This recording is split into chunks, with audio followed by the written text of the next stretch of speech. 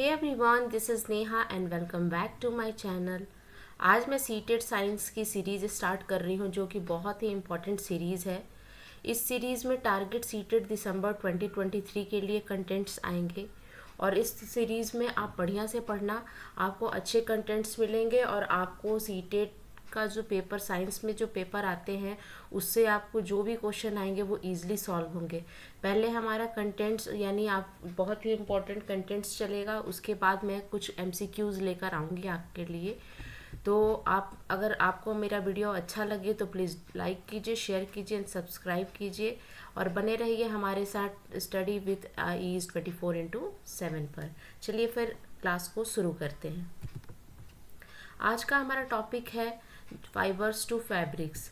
Fibres to fabrics में हम सब इसमें हिंदी और हमारा जो मीडियम ऑफ लैंग्वेज रहेगा वो बाइलिंगुअल रहेगा, इसलिए हिंदी मीडियम वाले बच्चे इसको इक्वली ध्यान देंगे।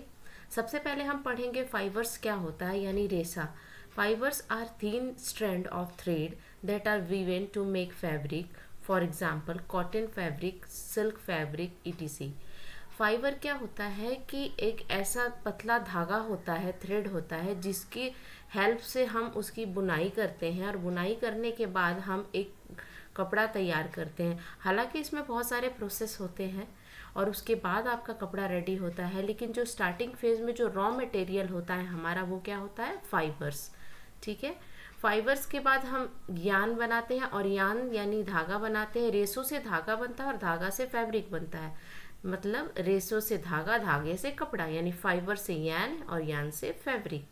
तो अब हम यान पढ़ेंगे कि यान क्या होता है। Is a long continuous length of interlocked fibre used in swimming, crouching, knitting, weaving, embroidery, rope making and the production of textile. Thread is a types of yarn intended for the sewing by hand or a machine. देखो सबसे पहले आप यहाँ पे fibres को देखो, ये है फाइबर्स, ठीक है, जो कि आपको प्लांट फाइबर और एनिमल फाइबर भी होता है उसके थ्रू मिलता है। जब आप इसको ट्विस्टेड, इसको इस बहुत पतले पतले रेसे होते हैं, आप कभी कभी आप देखोगे जो आपके पास धागा होता है घर में जो मम्मी लोग सिलाई में यूज़ करती हैं, उस धागे में को आप जब गौर से देखोगे तो उसमें से भी पतले पतले धागे निकलते हैं, तो वो क्या होता है, फाइबर्स होता है। ठीक है ना, इसका मतलब है कि वैसे बहुत सारे पतले पतले छोटे छोटे धागों से मिलकर वो एक धागा तैयार हुआ है। तो उन सब छोटे छोटे धागों को इस तरह ट्विस्ट करते हैं एक दूसरे में और एक धागा तैयार करते हैं और इस धागे से फैब्रिक यानी कपड़ा तैयार होता है। यानी सबसे पहले फाइबर आता है, फाइबर बहुत सारे फाइबर मिला के हम क्या बनाते हैं, यान बनाते हैं। यान बनाने के बाद फिर उस बहुत सारे यान को एक दूसरे से जोड़ते हैं, बहुत सारे कलर मिक्स करते हैं और आपका फैब्रिक तैयार हो जाता है। ठीक है ना, कपड़ा तैयार हो जाता है।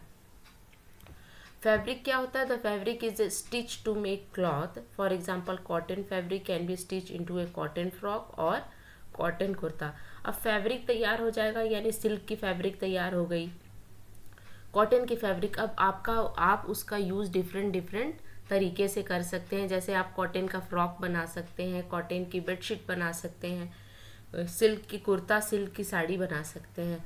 तो आई थिंक आपको समझ में आ गया होगा कि फाइबर क्या है, फैब्रिक क्या है और यान क्या है और तीनों में क्या डिफरेंस है। ठीक है, now move on to next topic, types of fibre. Fibre कितने तरह का होता है, तो there are 2 types of fibre. कितने तरह के, 2 तरह के होते हैं, नेचुरल फाइबर और मैन मेड फाइबर। ठीक है, नेचुरल फाइबर वो होता है जो कि हमको नेचुरली मिलता है, जैसे कि cotton, jute, silk, wool etc। Natural fibre या तो प्लांट से मिलता है या तो एनिमल से मिलता है। जैसे आप यहाँ पर देखोगे cotton, jute, silk, wool etc are obtained from natural source, plant और एनिमल। ऐसे फाइबर जो हमें प्लांट और एनिमल से मिलते हैं वो कौन से होते हैं, नेचुरल फाइबर होते हैं। और दूसरा कौन सा टाइप होता है, मैनमेड फाइबर। मैनमेड फाइबर क्या होता है, मैनमेड फाइबर इसको आर्टिफिशियल फाइबर भी बोलते हैं और सिंथेटिक फाइबर भी बोलते हैं, जो कि वो दिखने में तो लगेगा प्लांट फाइबर की तरह, लेकिन उसको कैसे बनाते हैं, फैक्ट्री में बनाते हैं केमिकल का यूज़ करके।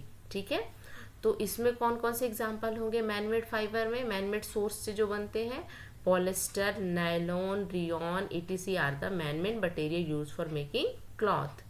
अब प्लांट फाइबर के बारे में हम पढ़ते हैं All the plant have fiber in their body structure, that is cotton, and the mango have fiber on the seed, cotton on its fruit, jute in its stem, and the banana tree in its leaf.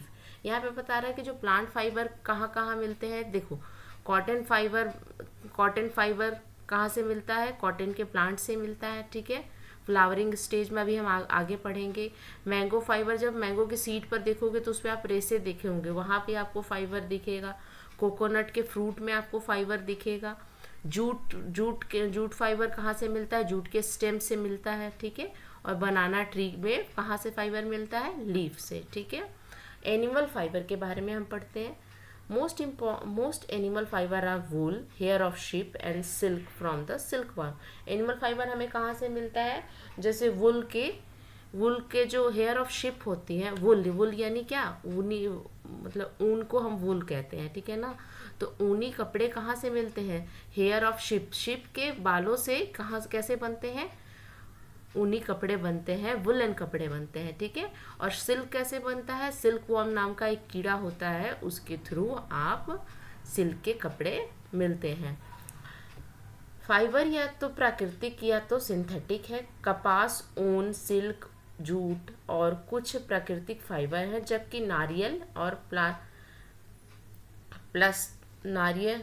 Nylon और प्लास्टिस्टर synthetic fibre के कुछ उदाहरण हैं.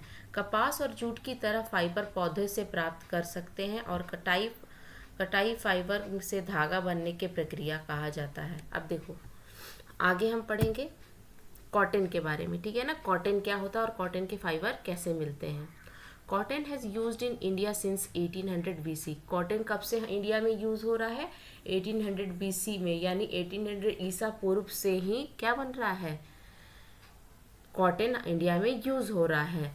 कहाँ कहाँ ये मिलता है? तो प्रोडक्शन कहाँ कहाँ कॉटन का होता है? तो महाराष्ट्र में, गुजरात में, पंजाब में, राजस्थान, तमिलनाडु एंड मध्य प्रदेश में, इन सब स्टेट में कॉटन का प्रोडक्शन होता है. ठीक है, और वहाँ का क्लाइमेट यानी वहाँ की जलवायु कैसी होनी चाहिए? वार्म क्लाइमेट होना चाहिए. ठीक है ना, गर्म रहना चाहिए. वहाँ का क्लाइमेट जो होना, वहाँ की जलवायु गर्म होनी चाहिए. Cotton plant is planted early in the spring season में. पतझड़ वाली जो सीजन आती है ना, बसंत जिसको बोलते हैं, उसके शुरुआती दिनों में इसकी क्या होती है? प्लांटेशन स्टार्ट करते हैं इसका, है ना, इसको बोना स्टार्ट करते हैं. और इसके लिए हमें कौन सी मिट्टी चाहिए? ब्लैक सॉइल यानी काली मिट्टी की आवश्यकता होती है. ठीक है, अब यहाँ पर पढ़ो, यहाँ पे बता रहा है कि black soil is excellent for the cotton cultivation. Cotton boll fruit of cotton plant are spherical shape. अब कॉटन बॉल के बारे में बता रहा है कि कॉटन बॉल कैसा होता है? स्पेरिकल शेप का होता है, जो कि कहाँ से मिलता है? कॉटन प्लांट के फ्रूट से मिलता है. ठीक है ना, स्पेरिकल स्ट्रक्चर और size of the walnut which are called cotton boll. Walnut के उसकी जो साइज़ होती है वो वॉलनट की तरह होती है, या आप बता सकते हो कि नींबू जो होता है ना, लेमन के साइज़ की उसकी बॉल होती है. ठीक है, जो कि कहाँ से मिलती है? कॉटन के फ्रूट से मिलती है. ठीक है ना, ऑन मैच्योरेशन, जैसे ही उसकी फ्रूट जो होती है वो मैच्योर हो जाती है, ठीक है ना, पक जाती है, कॉटन बॉल क्या होता है? Burst open. ब्रस्ट मतलब फट जाता है. ठीक है ना, expose to the white fibre. जैसे आप यहाँ पे देख सकते हो, जैसे ही ये पक गया है तो उसकी जो ऊपर वाली लेयर होगी फ्रूट की, वो क्या हो जाएगी? टूट के गिर जाएगी, फट जाएगी, ब्रस्ट हो जाएगी, है ना, और ये वाइट कलर का आपको फाइबर दिखना स्टार्ट हो जाता है. इसको क्या बोलते हैं? ये जो वाइट दिख रहा है ये है क्या? Cotton ball. When A fibre dry in A sunlight, उसके बाद क्या होता है? इस फाइबर को ना हम लोग सनलाइट में, धूप में रखते हैं. ठीक है, एंड दे बिकम फ्लपी, और उसके बाद वो सॉफ्ट हो जाता है. ठीक है ना, धूप में रखने के बाद वो ड्राई होता है, ड्राई होने के बाद फ्लपी बन जाता है. Cotton fibre are obtained from cotton boll. यानी इसका मतलब ये पूरे इसमें हमने ये पढ़ा कि कॉटन जो है, कॉटन हमको कहाँ से मिलता है? कॉटन का जब फ्रूट होता है, जब वो पक जाता है, जब वो मैच्योर हो जाता है तो ब्रस्ट हो जाता है, फट जाता है, और फटने के बाद वाइट कलर का अपीयरेंस होता है, और उसको हम धूप में रखेंगे. धूप में रखने के बाद ड्राई होके वो फ्लपी बन जाता है, और कॉटन का फाइबर हमें मिल जाता है। अब इसी को मैंने हिंदी में भी लिख दिया, हिंदी वाले मीडियम वाले बच्चे इसको देख सकते हैं। भारत को सूती कपड़ों का आविष्कार होने का गौरव प्राप्त है। यानी सूती कपड़े का आविष्कार कहाँ हुआ? भारत में हुआ। हम लोग कॉटन को कपास बोलते हैं, ठीक है। भारत में कपास का उपयोग 1800 ईसा पूर्व से होता आ रहा है। उत्पादन कहाँ कहाँ होता है? अभी हमने पढ़ा है, महाराष्ट्र, गुजरात, पंजाब, राजस्थान, तमिलनाडु, मध्य प्रदेश में उगाया जाता है। जलवायु की आवश्यकता, कैसी जलवायु होती है? कपास के पौधों को गर्म जलवायु की आवश्यकता होती है, ठीक है। कपास की बुनाई बसंत ऋतु की शुरुआत में की जाती है, यानी फरवरी और मार्च के महीने के आसपास इसकी क्या की जाती है? इसको रोपना स्टार्ट करते हैं, ठीक है ना। और इसके लिए कौन सी मिट्टी की आवश्यकता होती है? काली मिट्टी कपास की खेती के लिए उत्तम होती है, ठीक है। कपास के बीज कोश, है ना। कपास के पौधे के फल अखरोट के आकार की गोलाकार संरचना वाले होते हैं। कैसे होते हैं? अखरोट के आकार के या नींबू के आकार के, ठीक है ना, जिन्हें कपास के बीज कोश कहा जाता है, यानी कॉटन बॉल, ठीक है। क्लियर हो रहा है हिंदी मीडियम वाले बच्चों को, ठीक है। परिपक्व होने के बाद यानी मैच्योर होने पर कपास के गोले फूट जाते हैं, जिससे सफ़ेद रेशे उगकर उजागर हो जाते हैं, ठीक है। जब रेशे सूर्य की रोशनी में सूखते हैं तो रोएदार यानी फ्लपी हो जाते हैं, ठीक है ना। कपास के रेशे कैसे बनते हैं? कपास के रेशे कपास के बीज कोषणों से प्राप्त होते हैं, ठीक है। Process of formation of yarn from cotton wool, ठीक है ना। तो cotton wool is obtained from the cotton plant. The cotton plant are grown in a field. They are usually grown at the place having. ये वही चीज़ बता रहा है कि ब्लैक और वार्म क्लाइमेट में एक प्रोसेस बता रहा है कि किस तरह से कॉटन का प्रोडक्शन होता है, ठीक है ना. The fiber of the cotton plant are called cotton ball and the about size of lemon. After maturing, the ball bursts open and the seed cover with a cotton fiber can be seen. From the cotton ball, cotton is picked by hand. तो इससे आपको क्या समझ में है कि एक तरह से इसमें प्रोसेस वाइज दे दिया गया है कि कैसे हम कॉटन फाइबर को गेन करेंगे, ठीक है ना, पा सकते हैं. तो उसका एक प्रोसेस दिया है, ठीक है. अब यहाँ पर ये बता रहा है अब तो हमें ड्राई मतलब रॉ मटेरियल मिल गया, तो उसमें तो बीजें रहती है, ठीक है ना. फ्रूट के अंदर क्या होता है? सीड रहता है. तो कॉटन बॉल में सीड रहेगा, तो अब आपको सिर्फ कॉटन चाहिए और कॉटन में सीड है, तो अब एक प्रोसेस होता है जिसमें आप कॉटन को सीड से अलग करेंगे, ठीक है ना. तो यहाँ पर देखो, fibre are then separated from seed by combing. तो कॉटन बॉल इस तरह आपके पास आ गए. अब क्या करेंगे? उसकी कॉम्बिंग करेंगे, ठीक है ना. कॉम्बिंग यानी सीड को अलग करेंगे कॉटन के धागों से, ठीक है. This is the process called ginning of the cotton. ये बहुत इंपॉर्टेंट है. गिनिंग ऑफ द कॉटन क्या होता है? जब हम बीजों को हटाते हैं कॉटन बॉल से, तब उसको क्या बोलते हैं? Ginning of cotton. It is done by hand और ए मशीन. इसको हाथ से भी करते हैं और मशीन से. अब यहाँ पर आप इस आदमी को देखो, ये गिनिंग ऑफ कॉटन कर रहा है, ये कॉम्बिंग कर रहा है, ठीक है ना. ये बड़ी सी कंघी लेके रखी है, इसने कॉम्ब लेके रखा है, स्टील की बनी होती है ये. और इससे क्या कर रहा है? वो ऐसे ऐसे क्या कर रहा है? ओट रहा है ना. ओट रहा है तो उससे क्या होगा ना कि कॉटन अलग हो जाएगा, कॉटन बॉल, और उसके सीड यानी बीज अलग हो जाएंगे, ठीक है. ओटना क्या होता है? इस गिनिंग ऑफ कॉटन मतलब होता है ओटना. वह प्रक्रिया जिसमें कपास के बीजों को स्टील की कंघी से निकाला जाता है, ओटना कहते हैं. ओटना किसे कहते हैं? यानी गिनिंग ऑफ कॉटन किसे कहते हैं? जब हम बीज को बॉल से हटाते हैं, ठीक है. अब यहाँ पे दूसरा एक प्रोसेस होता है spinning. What is spinning? The process of making yarn from fibre is called spinning. अब हमने पहले स्लाइड में क्या पढ़ा था कि पहले फाइबर होता है, फिर यार्न आता है, फिर यार्न से क्या बनता है? फाइबर्स, फैब्रिक बनता है, ठीक है. तो क्या होता है कि यार्न बनाना है, यानी आपको धागे का गोला बनाना है फाइबर से, तो उसको क्या बोलते हैं? स्पिनिंग बोलते हैं. The process of making yarn from fibre is called spinning. तो फाइबर क्या हो गया? रॉ हो गया. रॉ से अब क्या हो गया कि अब रॉ मटेरियल को तो डायरेक्ट यूज़ करेंगे नहीं, इसीलिए उसके छोटे छोटे धागे के बॉल बना लेंगे, गोले बना लेंगे, रीलिंग कर लेंगे. वो क्या होता है? यार्न होता है, ठीक है ना. अभी मैं आपको दिखाती हूँ यैन किसको कहेंगे। ये आप देख रहे हो ना, इसको यैन कहेंगे, ठीक है। और ये यैन का बॉल है और इससे क्या हो रहा है, यहाँ पर फैब्रिक तैयार हो रहा है, ठीक है ना। ये सब यैन है और यैन से यहाँ पर फैब्रिक तैयार हो रहा है। तो hand operated device use for spinning, ठीक है ना। अब दो ऐसी डिवाइस है जिसको हाथ से यूज किया जाता है स्पिनिंग करने के लिए, ठीक है ना, धागा बनाने के लिए, ठीक है ना। तो एक जो होता है उसको टकली बोलते हैं, दूसरा होता है चरखा। चरखा तो आप सभी लोग जानते हैं, जो गांधी जी यूज करते थे। ये है अपना चरखा और ये इसको बोलते हैं टकली, ठीक है ना। ये दोनों हाथ से यूज हुआ जाता है। और क्या कहते हैं कि जो कॉटन बॉल होते हैं, फाइबर होते हैं, उससे क्या ये तैयार करते हैं, यैन तैयार करते हैं, ठीक है ना। रेशे से क्या तैयार करते हैं, धागा तैयार करते हैं। कटाई नामक प्रक्रिया द्वारा रेशों से सूत बनाया जाता है। यानी रेशा यानी फाइबर, सूत यानी यान। यान को क्या बोलेंगे, सूत बोलेंगे, और रेशा को क्या कहेंगे, फाइबर। तो कटाई नामक प्रक्रिया द्वारा रेशों से सूत बनाया जाता है। कपास के द्रव्यमान से रेशों को खींचा और मोड़ा जाता है, जो रेशे को एक साथ लाकर एक सूत बनाते हैं। टकली और चरखा कटाई के लिए उपयोग किए जाने वाले उपकरण हैं। यानी अगर आपसे पूछा जाए कि ऐसी डिवाइस जो कि स्पिनिंग में हेल्प करती है, तो वो कौन सी है, टकली एंड चरखा। और दोनों किससे यूज करते हैं, हाथ से यूज करते हैं, ठीक है।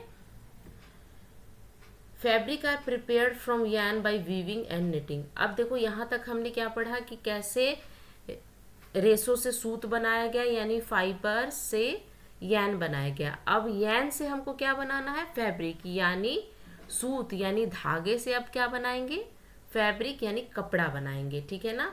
पहला प्रोसेस क्या था कि हमको फाइबर से यान बनाना था। अब दूसरा प्रोसेस है यान से फैब्रिक बनाना है। यानी पहले प्रोसेस में क्या था, रेशों से सूत, और अब सूत से क्या बनाएंगे, कपड़ा। तो उसके दो प्रोसेस होते हैं, weaving and knitting. Weaving, the process of arranging two set of yarn together to make a fabric is called weaving. Weaving क्या होता है, जब दो सेट ऑफ यान लेंगे, ठीक है ना, दो तरह के यान को एक साथ जोड़कर बनाएंगे, वो कहते हैं वीविंग। और नीटिंग क्या होता है, the process in which a single set is use to make a piece of fabric is called knitting, ठीक है ना। और name two method of knitting by hand and machine. अब आप आगे देख सकते हो, ये हो रहा है वीविंग।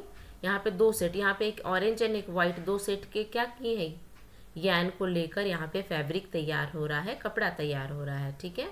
और ये कहाँ होता है, लूम में, जिसको हम क्या बोलते हैं, हैंडलूम कपड़े, है ना, जो कि हाथ से बुनाई की जाती है, ठीक है ना। आप महेश्वर वगैरह जब आप घूमने वगैरह जाओगे तो वहाँ पर महेश्वरी साड़ियाँ बनती है। तो मैंने बहुत पास से ऑब्जर्व किया है उनको, वीवर्स को जाकर देखा है, जो बुनकर होते हैं उनको मैंने देखा है कि वो इसी तरह की कुछ मशीन होती है उनके पास, और वहाँ पे वो दो सेट के कपड़े लगा के साड़ियों की बुनाई करते हैं, ठीक है ना।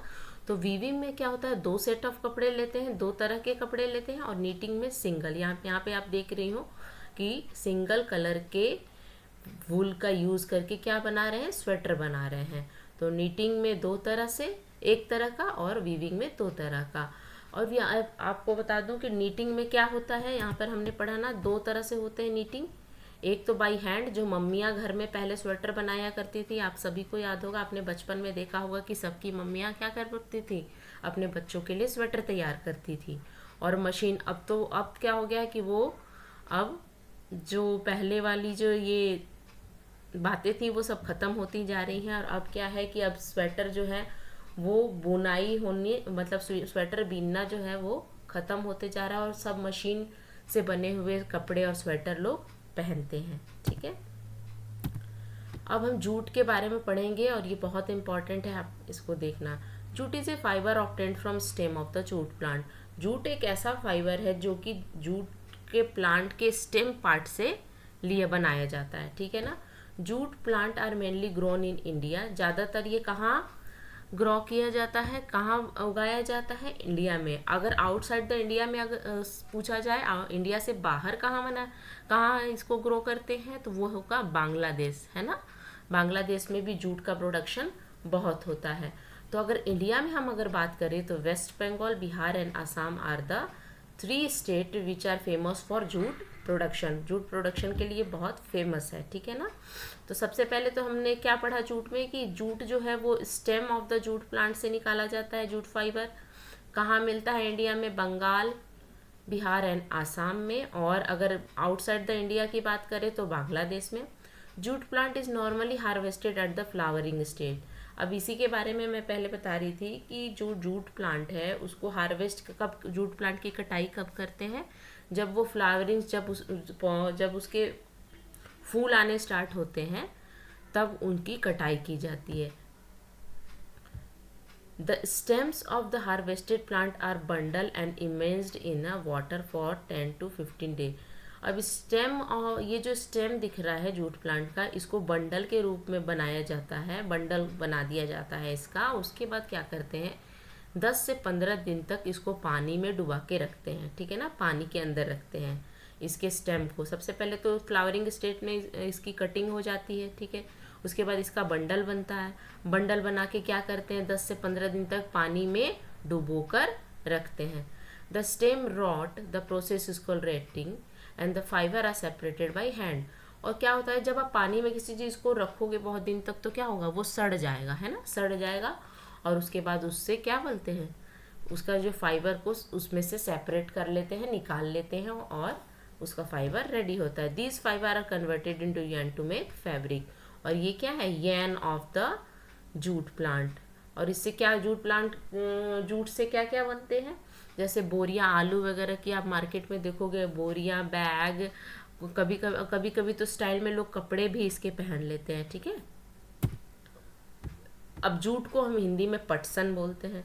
कपास के बाद जूट सबसे अधिक इस्तेमाल किया जाने वाला फाइबर है। अभी हमने कपास यानी कॉटन पढ़ा, अब जूट के बारे में बोलते हैं कि कपास के बाद अगर इंडिया में कोई जो सबसे ज़्यादा प्रोडक्शन फाइबर का होता है वो क्या होता है, पटसन यानी जूट।